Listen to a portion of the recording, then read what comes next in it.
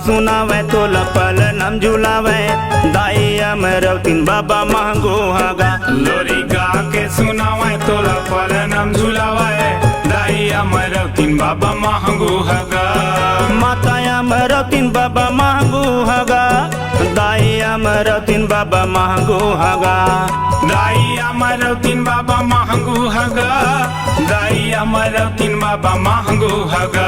लोरी गा के सुनावे तो लपल नम झुलावे दाई अमरवतीन बाबा महंगो हगा। लोरी गा के सुनावे तो लपल नम झुलावे दाई अमरवतीन बाबा महंगो हगा।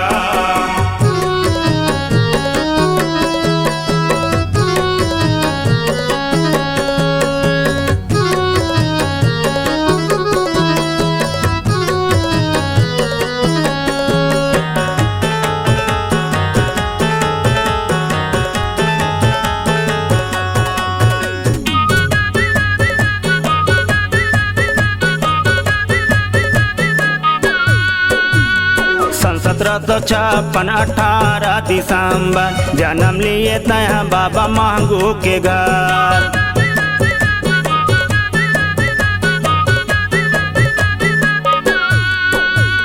सन 1756 18 दिसंबर जन्म लिए तया बाबा महंगो के घर।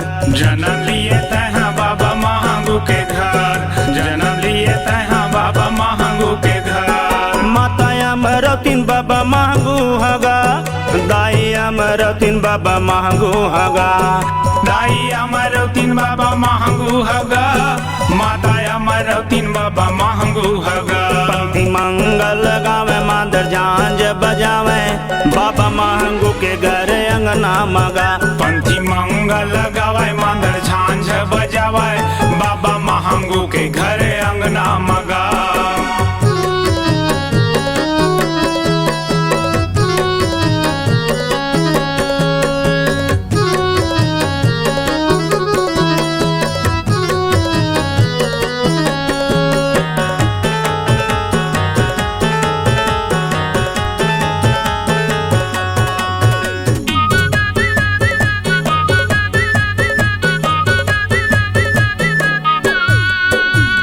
संत महंत मन कहे भागे हमर जागे ज्ञान के प्रकाश गुरु दुनिया मछागे।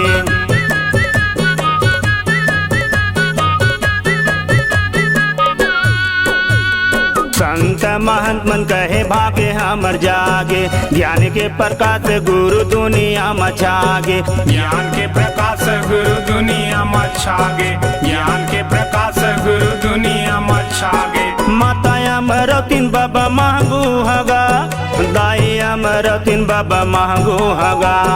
दाई अमरवतीन बाबा महंगो हगा माता अमरवतीन बाबा महंगो हगा। पंक्ति मंगल गावे मादर झांझ बजावे बाबा महंगो के घर अंगना मगा।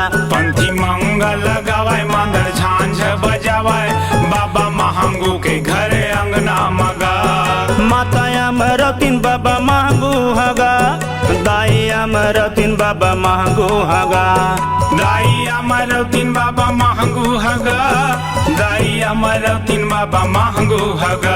लोरी गा के सुनावे तो लपल नम झुलावे दाई अमरवतीन बाबा महंगो हगा। लोरी गा के सुनावे तो लपल नम झुलावे दाई अमरवतीन बाबा महंगो हगा। दाई अमरवतीन बाबा महंगो हगा। माता अमरवतीन बाबा महंगो हगा। दाई अमरवतीन बाबा महंगो हगा। माता अमरवतीन बाबा महंगो हगा।